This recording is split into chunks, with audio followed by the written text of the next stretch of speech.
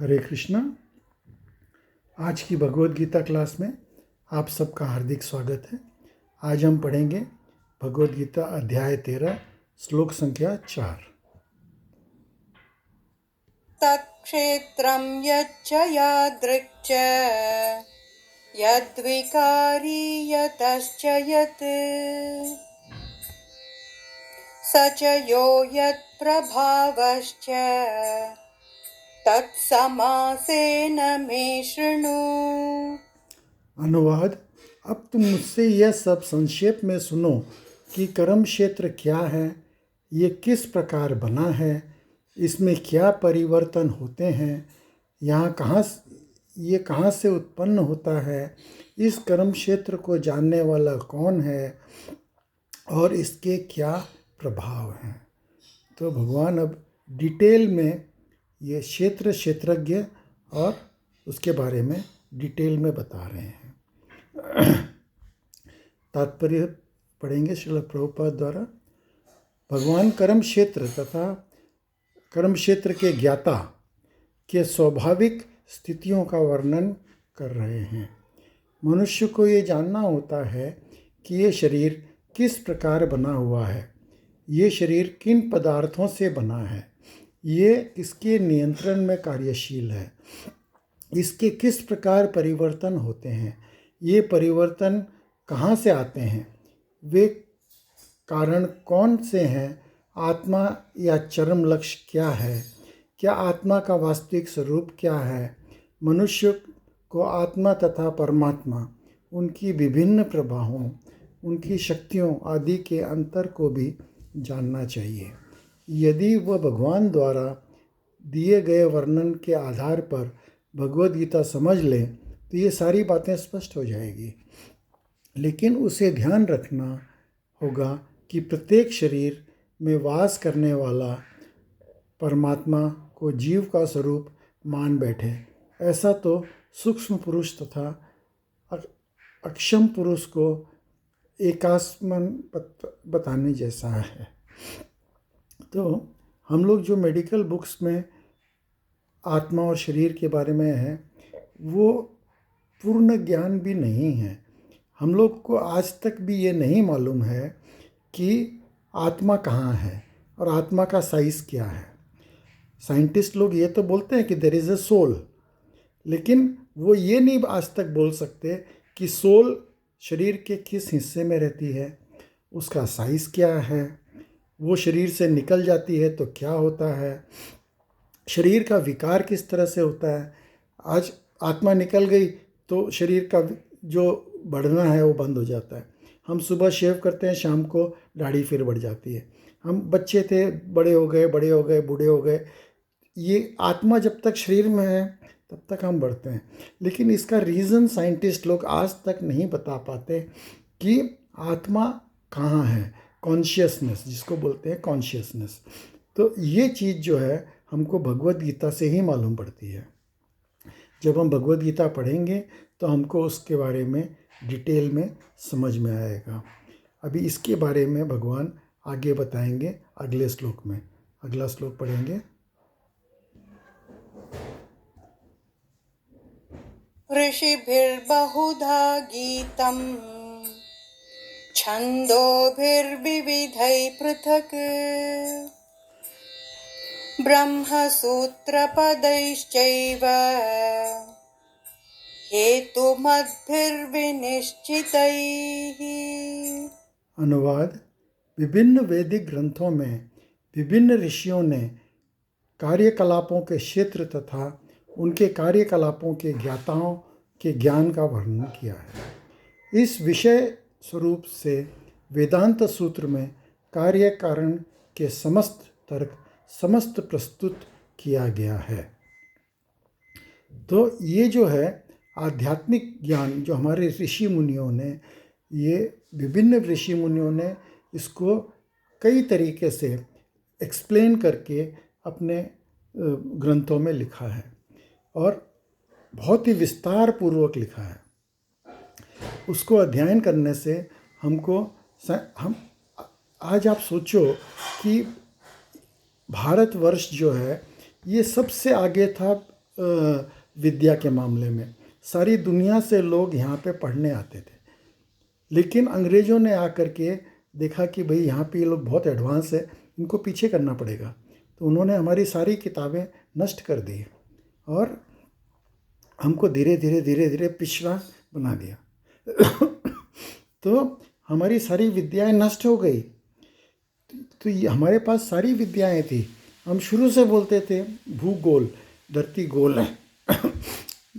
हम शुरू से बोलते थे कि गाय का जो है वो गोबर पवित्र है, एंटीसेप्टिक है। लेकिन ये साइंटिस्ट लोग उसको नहीं मानते थे, अब सब मानने लग गए। अब जितने भी हमारे शास्त्रीय ज्ञान हैं उनको धीरे धीरे ये लोग मानने लग गए। ये लोग बोलते हैं कि भाई ज्ञान तो ये परफेक्ट है, लेकिन प्रॉपरली प्रेजेंटेड नहीं। ठीक है भाई, हम लोग प्रॉपरली प्रेजेंटेड नहीं है, आप अच्छे से प्रेजेंट कर सकते हो, कोई बात नहीं, लेकिन ज्ञान तो है। तात्पर्य पढ़ेंगे श्रील प्रभुपाद द्वारा। इस ज्ञान की व्याख्या करने में भगवान कृष्ण सर्वोच्च प्रमाण हैं। फिर भी विद्वान तथा प्रामाणिक लोग सदैव पर्वतीय आचार्यों का साक्ष्य प्रस्तुत करते हैं। कृष्ण आत्मा तथा परमात्मा की द्वैतता तथा अद्वैतता संबंधी के अतीव विवादपूर्ण विषय की व्याख्यान वेदांत नामक शास्त्र के उल्लेख करते हुए कर रहे हैं, जिससे प्रमाण माना जाता है। सर्वप्रथम ये कहते हैं कि ये विभिन्न ऋषियों के मतानुसार है। जहाँ तक ऋषियों का संबंध है, श्री कृष्ण अतिरिक्त व्यासदेव जो वेदांत सूत्र के रचयिता हैं, महान ऋषि हैं, और वेदांत सूत्र में द्वैत की भली भांति व्याख्या हुई है। व्यासदेव के पिता पराशर भी महर्षि हैं और उन्होंने धर्म संबंधी अपने ग्रंथों में लिखा है, हम तत्वच तत्तेते, तुम मुझे तथा अन्य सारे जीव अर्थात हम सभी दिव्य हैं। भले ही हमारे शरीर भौतिक हों, हम अपने कर्मों के कारण प्रकृति के 3 गुणों के वशीभूत होकर पतित हो गए हैं। फलत कुछ लोग उच्चतर धरातल पर हैं और कुछ निम्नतर धरातल पर हैं। ये उच्चतर तथा निम्नतर धरातल अज्ञात के कारण हैं और अनंत जीवों के रूप में प्रकट हो रहे हैं, किंतु परमात्मा जो आयुक्त हैं, तीनों गुणों से अदूषित हैं और दिव्य हैं। इसी प्रकार मूल वेदों में विषयता कठोपनिषद में आत्मा, परमात्मा तथा शरीर का अंतर बताया गया है। इसके अतिरिक्त अनेक महर्षियों ने इसकी व्याख्या की है, जिसमें पराशर प्रमुख माने जाते हैं। छंदों शब्द विभिन्न वैदिक ग्रंथों का सूचक है। उदाहरणार्थ वेतनीय उपनिषद जो यजुर्वेद की एक शाखा है, प्राकृतिक जीव तथा भगवान के विषय में वर्णन करती है। जैसा कि पहले कहा जा चुका है, क्षेत्र का अर्थ कर्म क्षेत्र है। क्षेत्र की 2 कोटियां हैं, जीवात्मा तथा परम पुरुष। जैसा कि तैत्तिरीय उपनिषद में कहा गया है, ब्रह्म तुच्छ प्रतिष्ठा, ब्रह्मा की शक्ति की प्राकट्य आत्मा रूप में होता है, जिसका अर्थ है अस्तित्व के लिए भोजन पर निर्भरता। पर ब्रह्म की भौतिकवादी अनुभूति है। अन्न में परम सत्य की अनुभूति करने के पश्चात फिर प्राणमय रूप में मनुष्य सजीव लक्षणों के जीवन रूपों का परम सुख की अनुभूति करता है। प्राणमय रूप में ये अनुभूति सजीव लक्षणों के आगे बढ़कर चिंतन, अनुभव तथा आकांक्षा तक पहुँचती है। तब ब्रह्म की उच्चतर अनुभूति होती है, जिससे विज्ञानमय रूप कहते हैं, जिससे जीव के मन को, जीवन के लक्षणों को जीव की से भिन्न समझा जाता है। उसके पश्चात परम अवस्था आती है जो आनंदमय है, अर्थात परम आनंदमय प्रकृति की अनुभूति। इस प्रकार से ब्रह्म अनुभूति के 5 अवस्थाएं हैं, जिन्हें ब्रह्म तुच्छ कहा जाता है। इसमें ये प्रथम तीन अन्नमय, प्राणमय और ज्ञानमय अवस्थाएं जीवों के कार्यकलापों के क्षेत्र से संबंधित होती है। परमेश्वर इन कार्यकलापों के क्षेत्र से परे है और आनंदमय है। वेदांत सूत्र भी परमेश्वर को आनंदमयो भ्यासात कहकर पुकारते हैं। भगवान स्वभाव से आनंदमय है। अपने दिव्य आनंद को भोगने के लिए वो विज्ञानमय, प्राणमय, ज्ञानमय तथा अन्नमय रूपों में विस्तार करते हैं। कार्यकलापों में क्षेत्र के जीव भोक्ता माना जाता है, किंतु आनंद में उनमें भिन्न होता है। इसका अर्थ ये हुआ कि यदि जीव आनंदमय का अनुगमन करे तो सुख मनाता है और पूर्ण बन जाता है। क्षेत्र का क्षेत्रज्ञ रूप में परमेश्वर की ओर उससे अधीन ज्ञाता के रूप में जीव की तथा कार्यकलापों की क्षेत्र की प्रकृति का ये वास्तविक ज्ञान है। वेदांत सूत्र या ब्रह्म सूत्र में इस सत्य की गवेषणा करनी होती है। यहाँ इसका उल्लेख हुआ है कि ब्रह्म सूत्र के नीति वचन कार्य कारण के अनुसार सुंदर रूप से व्यवस्थित हैं। इनमें से कुछ सूत्र इस प्रकार हैं। प्रथम सूत्र कार्यकलापों के क्षेत्र को सूचित करता है, दूसरे जीव को और तीसरा परमेश्वर को, जो विभिन्न जीवों का आश्चर्य तत्व है। तो ये जो क्षेत्र है, क्षेत्रज्ञ है और ज्ञाता है, ये बहुत ही आश्चर्यजनक बात है। हम लोग इसको पूरी तरह से अभी तक साइंस में समझ ही नहीं पाए हैं। अभी आप एक स्लॉटर हाउस के पास जाइए तो स्लॉटर हाउस में क्या आप देख रहे हैं, बकरियां लाइन में लगी हुई हैं और वो लोग चारा खा रही हैं। एक बकरी कट रही है, उसके पीछे दूसरी बकरी जो है वो चारा खाए जा रही है। उसको मालूम अगला वो कटने वाली है, लेकिन वो अपना चारा खाए जा रही है। पुनर्चर्विता नाम। हम लोग जो है वो फिर से वही गलतियां करते रहते हैं, लेकिन हम इस जन्म मृत्यु जरा व्याधि के चक्कर से हम निकलना नहीं चाहते।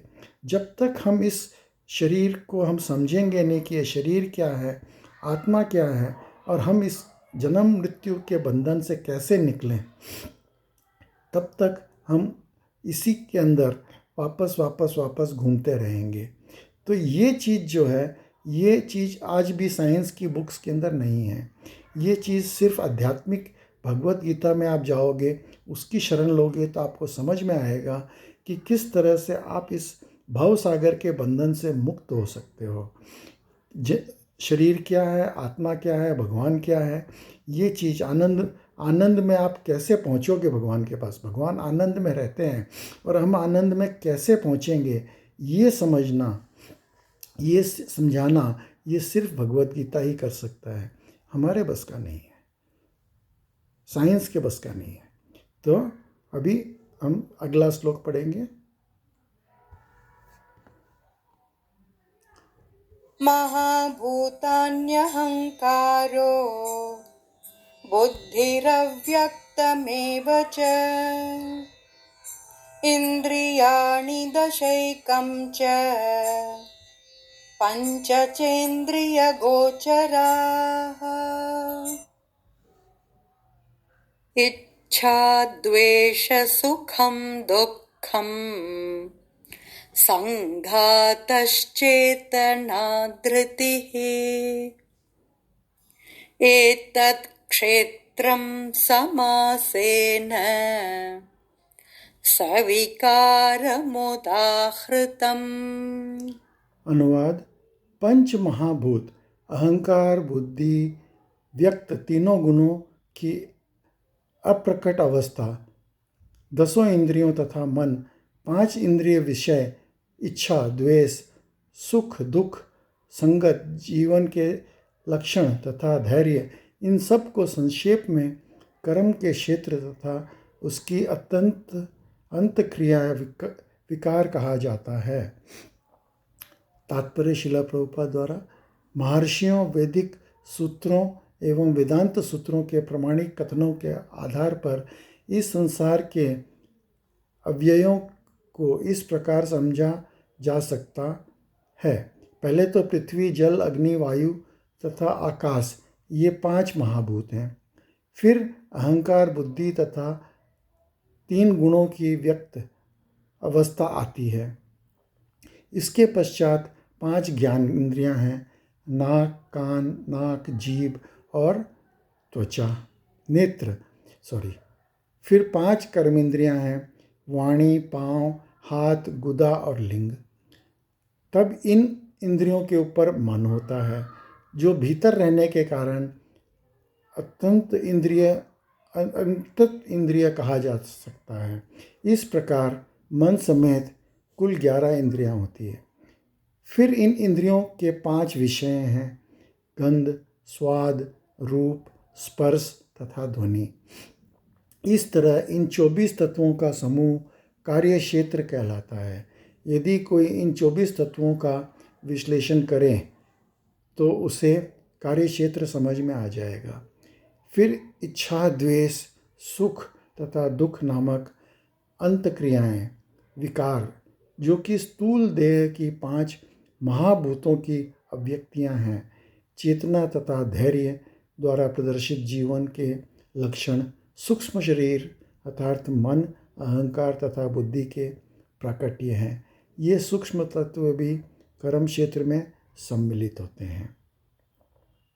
इन शॉर्ट अगर हम समझने की कोशिश करें तो 5 महाभूत हैं। वो क्या हैं? पृथ्वी, जल, वायु, आकाश, ये हम जानते हैं सब। और 3 सूक्ष्म तत्व हैं, मन, बुद्धि और अहंकार। फिर उसमें से क्या निकला? ये जो जितने तत्व हैं उसमें से जो मुख है उसमें से वाणी निकली। फिर पाँव, हाथ, गुदा तथा लिंग, ये सब इंद्रियों से गंध, स्वाद, रूप, स्पर्श और ध्वनि। तो कान से हमको ध्वनि सुनाई देती है, त्वचा से हमको स्पर्श करने का मालूम पड़ता है, आँखों से हमको रूप दिखाई देता है, जिह्वा से हमको स्वाद दिखाई देता है और नाक से गंध सुनाई देता है। तो इस तरह से ये जो 24 तत्व हैं इसको हमको पूरी तरह से समझना पड़ेगा कि ये क्या क्या हैं। तो यही हमारा कार्य क्षेत्र है। तो इसको हम पूरी तरह से समझें कि हमारा जीवन इसी के अंदर में घूम रहा है। आगे पढ़ेंगे। पंच महाभूत अहंकार की स्थूल अभिव्यक्ति है, जो अहंकार की मूल अवस्था को ही प्रदर्शित करती है, जिसमें भौतिकवादी बोध या तामस बुद्धि कहा जाता है। ये तो आगे प्रकृति के 3 गुणों की अप्रकट अवस्था की सूचक है। प्रकृति के अव्यक्त गुणों को प्रधान कहा जाता है। जो व्यक्ति इन 24 तत्वों को उनके विकारों समेत जानना चाहता है उसे विस्तार से दर्शन का अध्ययन करना चाहिए। भगवद गीता में केवल सारांश दिया गया है।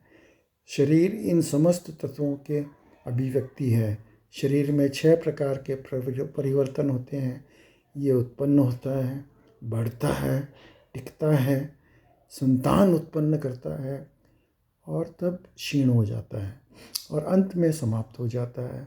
अतएव क्षेत्र अस्थायी भौतिक वस्तु है, लेकिन क्षेत्र का ज्ञाता, क्षेत्रज्ञ इससे भिन्न है।